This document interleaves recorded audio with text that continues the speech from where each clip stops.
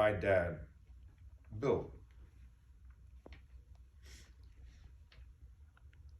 is what they use still to this day. They used back then to get all the Jews over. So what I'm telling you right now is that one line, which I had already flipped the page to, because I'm not reading you guys everything, I'm just giving you my perspective from what I did read, and there's a couple things out of what I did read that I wanted to touch on. And that's one of those things. From Eilat, we went back and started to make a road that took us by the Dead Sea. I've been to the Dead Sea.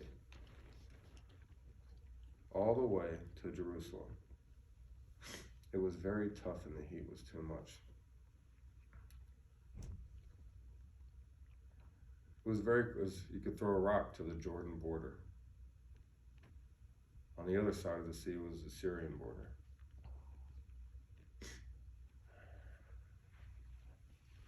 It was amazing with bulldozers during that time.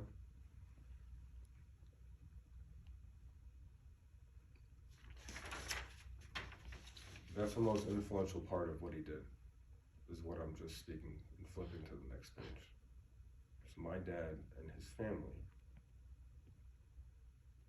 they weren't the catalysts, they were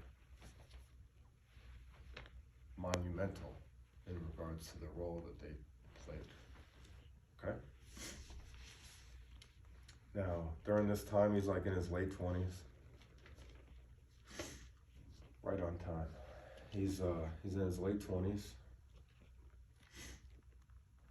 And he applied for a visa for the US. Told him it would take 5 years. So he applied to Brazil, got approved instantly.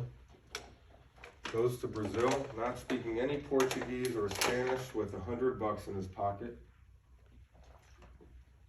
In parentheses it says, "What was I thinking at the time is beyond me."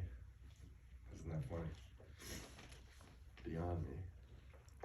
I had some recommendation letters with some Jewish leaders, but it turned out they did nothing for me. I ate mostly sandwiches for the first few weeks because it's similar to the way Brazilians say it. I started eating soup because in Portuguese it's sopa.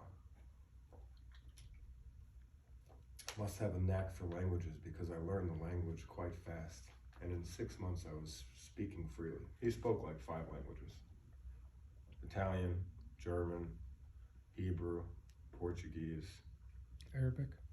Maybe throw a little Arabic and Yiddish in there, right? Mm-hmm. So if you count Yiddish a language, maybe you do. I'm not a judge of that. So, he said that was one of his funnest times, right? He got to experience Rio de Janeiro during the party time over there. He had a lot of fun. He spoke about the Sinai Desert War, which I'm not speaking on because that's very impactful, right? USA had to tell the Itzel, whatever, to just freely speaking, to, hey, back up, you guys are getting too close.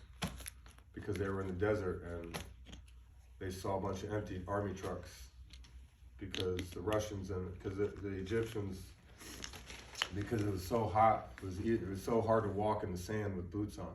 So they took all their shoes off. They saw he sees a bunch of army boots in the sand and all this stuff. This is a story I'm just briefly giving some context on. So we're almost done with his past life. So